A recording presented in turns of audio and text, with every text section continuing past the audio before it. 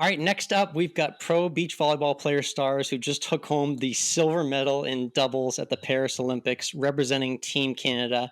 And now they're bringing their talents all over for the AVP League this fall. It's Melissa Humana-Paredes and Brandi Wilkerson joining us on the Course of Life. Melissa and Brandi, how are you doing today? Oh, so good. Thanks for having us. Good. Awesome. It's great to have you both. And first off, we have to start by saying congrats on medaling for your country this summer at the Paris 2024 Games. To the both of you, I guess we're about a month or so removed, but have you taken a second to kind of collect your thoughts and unravel what just happened this summer? I feel like we've still been riding the high, honestly. It's a mix of enjoying the celebrations, coming home to family and friends, and being part of, kind of brand events and celebrating at home in Toronto, while also being in the middle of competitions and playing in the AVP League. So it's a fine balance between staying focused to compete, but also really enjoying the high. So we're hoping that we can ride this wave for as long as we can. How about that setting, Brandi, in the Eiffel Tower Stadium specifically? This stuck out immediately as soon as Olympic audiences were introduced to the Paris 2024 Games. And you actually had the opportunity to play quite literally under the Eiffel Tower. Take everyone through that perspective of what it was like being there in the arena. Yeah, it was absolutely iconic. And I think beach volleyball deserves a spot at such an iconic spot and a lot of love from all different athletes and spectators. And it was an honor to play there. It's something we'll absolutely never forget. And it just made the experience even more special.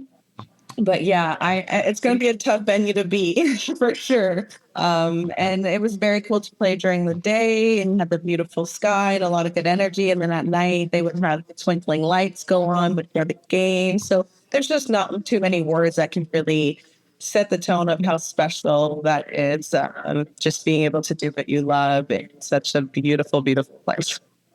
What was the emotion like, walking out for your matches each time? Did it change? Did you get more and more used to it as the tournament went on? Yes and no for me. I mean, when you're playing the game, you're pretty good at locking in and doing what you need to do. But sometimes you look up and you're just like, oh my gosh, I am still just under the Eiffel Tower playing beach volleyball, which is amazing. And then even training around there or driving up towards it. And again, day, night, seeing so many different moods and versions of it. It's just, yeah, it was incredible. Very cool experience. And there's something very unique that I'd like you guys to explain about the format of the tournament specifically, because there was a term thrown around called the lucky loser. I want you to kind of explain to everyone what that means and kind of how that played a role in your tournament run in the 2024 games. Yeah, so typically the top two teams out of every pool make it out directly into the playoff rounds, first round of playoffs. And then the bottom third place teams have an opportunity to also make it out, but they have to battle it out. And so the top third place teams will play in this lucky loser round. And it's pretty much do or die. And it's very intense. It's very heated. A lot of emotions involved in that game if you want to make it on. It was a position we didn't think we would find ourselves at the Olympic Games. But I think looking back on it now, it was kind of a blessing in disguise that we had that opportunity to kind of fight with our backs up against the wall and really everything on the line there, and come out victorious in that situation and kept rolling on that momentum. So for us, I think it worked out for us, but we didn't see ourselves there initially. Definitely, yeah. And I know the term dig is very popular in volleyball. I feel like you two were digging very deep, quite literally, like fighting back all through the tournament. What was that like, feeding off each other and really just having the will to kind of keep going and fighting through match after match? Yeah, I think you're right. I think literally we had to dig deep, and I think we had to go into some places within our team and kind of troubleshoot in situations we've never found ourselves in before. So that was really interesting. I think it brought us closer together, and it forced us to get really creative and honest and vulnerable about how we were going to fight our way through the Olympics. And we basically took every game after that as its own entity, as its own final. And because it really was, I think every game after that, we were playing extraordinary teams, super talented teams, very high level. And at any point, one of those teams could have been on the podium as well. So I think every game at the Olympics is basically a finals when you get into those late rounds of the playoffs. So we had to treat everyone like it was. So that's kind of the intent that we were going behind, and we wanted to leave everything out there. Yeah, and Brandi, your journey was interesting because I feel like there's a lot of different ways to win in volleyball and sports in general. Like, I feel like you guys were fending off losing, and then you won. Describe what the emotion was like from your perspective, though, of trying to get over the top and complete those comebacks time and time again. I mean, it's like Melissa said, we didn't expect ourselves to be in that situation. So when we reset after the lucky loser, we knew exactly where we belonged. And I don't think we ever wavered from that goal. So every game felt like a finals because everyone was absolutely deserving and absolutely world class. So to actually, manifest into real life these situations and have to deal with it in real time. And then eventually, like after the semifinals, look up and be like, I'm in the finals. I did it. Like, this is what we said we were going to do. This is what we visualized. This is what we worked on. It's so satisfying to do that together and to do that with grit. And then after that, we just had to play free. Definitely. Yeah. Well, congrats on an amazing run culminating in that silver medal performance. What's your favorite memory from getting to the podium, hearing the national anthem and the celebration moments after? Oh, that's a tough one. You know what? I actually think my favorite moments were the moments where we got to kind of run to see our team after, our coaches and our training partners. And especially after the semifinals when we got, clinched our spot into the gold medal match. Those were emotional embraces, and because they truly are the only ones that know our journey and felt it and were there and were living it and have been invested in our journey since day one. And so I think embracing them, those hugs after those games were just so meaningful and so special. Those are moments I'll never forget. Nice. I heard there was a lot of talk about the Olympic houses representing different countries and whatnot. After the win, Canada House celebrating with your fellow Olympians. What were those moments like for you? I mean, yeah, we felt love from all over the nation. Definitely so much coming in through social media. And even when we got to go to Canada House, lots of people there, lots of sponsors that were following us, our team. And then, of course, the fans that were there in real life. We heard them cheering the whole time, and our family.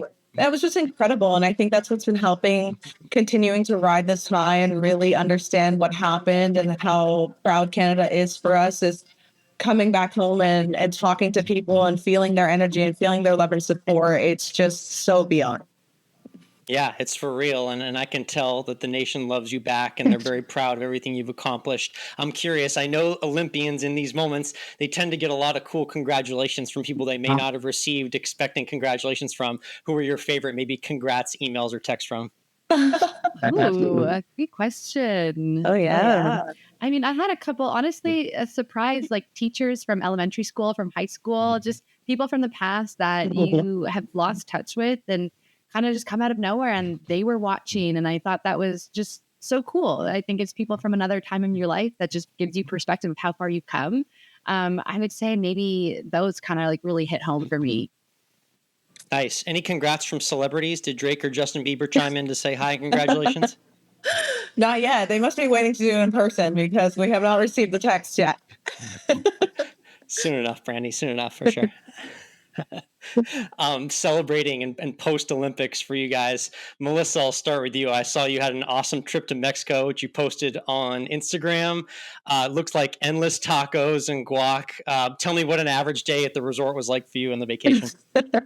That was actually the first time I got a minute since the Olympics to just relax and literally do nothing, which is my favorite way to celebrate. So it was a nice little sleep in this big loungy bed. And then you go outside in the heat and you're just lounging by the pool, ordering as many tacos as you want, go to the beach, do a little beach workout, and then just lounge by the pool some more and enjoy a nice dinner. That was basically the routine of that Mexican trip. It was very quick, very brief, but it definitely filled the soul. Shout out to you for even getting the workouts in. I appreciate that. That's true dedication right there. Nice. And I saw Brandi that I think it was the both of you get to throw out the first pitch at the Blue Jays game. What was that experience like?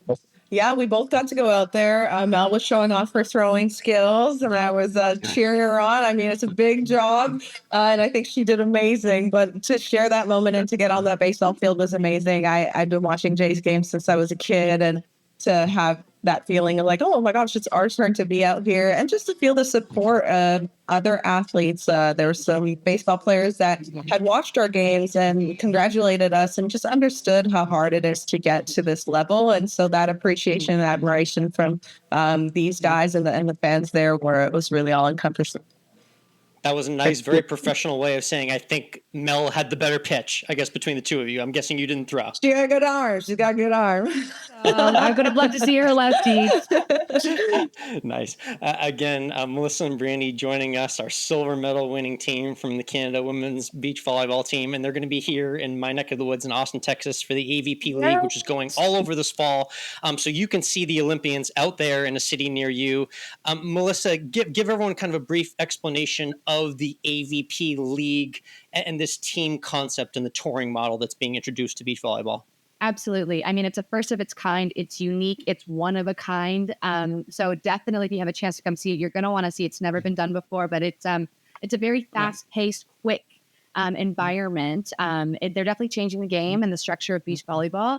The team aspect is really interesting and really fun. And so they paired us with a tandem men's team who we're playing together as a city, as a collective. We're not playing at the same time on the court together, but we're cheering each other on. Our men's will play first, and we'll be kind of helping them out in the coach's box, cheering them on, and then we'll flip-flop, and then we'll play, and they'll kind of give us some feedback and cheer us on. So we're very much a big unit, and it gives this new kind of definition to what team means in beach volleyball, because usually it's just you and one other person, and now we have a whole other team to cheer for and to work for, and there's more on the line, right? You want to do better now because there's two other people that are expecting you to, pull out a win or to just play your best. So it's a lot of fun. You see a lot of camaraderie. You also see a lot of chirping and rivalries happening across the net. Nice. It's a lot of fun and games. And, we're just putting out a good show there and trying to change the game a little bit. The AVP has done an incredible job in just trying to pave the way for something new. And, every week there's new things we're learning, and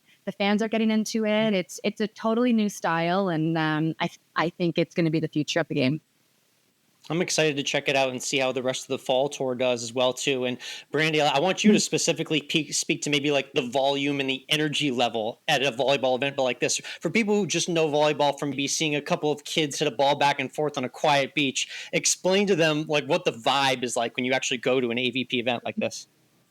I think people would be very excited to feel the energy of the fans. There's cheers that you can learn and join on specific plays, big hits, big ace serves, blocks, just really, really getting everyone involved. And with how fast paced it is, you're seeing these big plays by professionals for years, medalists, top level cheers right away. And I think there's lots of entertainment. There's lots of fun and games that happen in between, like halftime show type stuff. And of course, you're enjoying either a beach atmosphere or arena atmosphere. So you're getting the same level of intensity that you would find at any major league sport. And we're looking for volleyball to have a spot there. Yeah. It's going to be a unique view too, because for people in Central Texas, this is an indoor venue that they're quite literally bringing the beach sand into. That's got to be kind of an interesting look for you guys as professionals as well. Absolutely. Definitely. Yeah. I think we're used to playing on beaches. We're used to, having the sun in our eyes and feeling the wind sometimes. So this definitely neutralizes the environment a little bit and keeps it more indoors and keeps it more, I would say, still in a way, but it's definitely a stadium feel. So definitely come out if you can. Nice. Again, we're joined by Melissa Humana-Paredes and Brandi Wilkerson, silver medal winner at the 2024 Paris Games in beach volleyball. You guys are coming to Austin, Texas. Do you guys have much experience with Austin at all? Have you ever been here at all? Yeah, I was there a couple of years ago, actually for an AVP event. And I actually, with my family, we stayed a couple extra days because we heard such amazing things about Austin. So we wanted to live it up. And we got to go eat all delicious food, literally had a food tour of Austin. And it was one of my favorite parts. The restaurants are incredible. And we went to, you have to remind me of that kind of river in the middle of the city. That water. Yeah. Town Lake, Ladybird Lake. It's got a few different names. Yeah. Yeah, that was amazing. It was so refreshing because it was so hot when I was there. So just loved it. I love the aspect of Austin. I can't wait to go back. Yeah, I love Austin. Being half American, my daddy's from Austin, so shout out LaGrange, Texas, and I'm so excited about so many aunties, cousins, everyone coming to watch. It's always great to visit Texas. Love that. Shout out LaGrange, Route 71, halfway out to Houston That's there. Very right. cool That's right. connection to the Lone Star State. Nice. I got to ask, because we do like talking golf on the show a lot. I saw that you had an RBC Canadian Open experience, Melissa. Tell me a little bit about what that was like from your perspective, seeing professional golfers in action and watching how they work professionally. Yeah, that was actually a one of a kind experience. I had never seen it up close and personal like that. And I actually learned quite a lot, or got to learn or get a new appreciation for the sport and just the mental side of the sport. The incredible amount of like technical mental focus that these athletes need to be able to execute a skill is so impressive at an extremely high level. I actually tried doing a little bit of a putt, and connecting with the ball is not as easy as they make it look. So definitely high appreciation for golfers out there. And the RBC Canadian Open was so cool because they kind of mix a little bit of hockey with golf as well, as Canadians do. So that was Yeah. a really fun, interesting twist to it. But yeah, I would love to go to another golf event. I don't think I'll ever play it, but I like to be on the stands. They literally have like the hockey boards around the tee and everyone's like banging on them like a hockey game. That's right. It's a very cool experience. I think a cool analogy that would help you maybe understand what professional golf is like, and the game in general is like, imagine having a losing point out on the court and then having to like walk for like 10 minutes and think about it before the next point. Like that's what golf is like, every single shot over and over, and you're having that mental warfare with yourself. Totally. That sounds crazy. Yeah, it is. All right, let's get into some fun talk surrounding the beach, because we got pro beach volleyball players here. So we're just asking some easy rapid fire beach day vibes questions for you. Let me know your preference, okay? Okay. Melissa, we'll start with music genre. What's like your go-to music genre for a day at the beach? Oh, for a day at the beach, probably some reggaeton Latin music. I'm Latina, so definitely go for that kind of vibe. A little bit of turn up. What do you like, Brandi? I like some reggae dancehall type of Caribbean vibes. Yeah, that reminds me of like being at a resort in Jamaica Yeah, on the beach, there you go. drinking a rum punch. And book or phone at the beach? At the beach, book for sure. Oh, neither. But I'll yeah, probably honestly just sleep.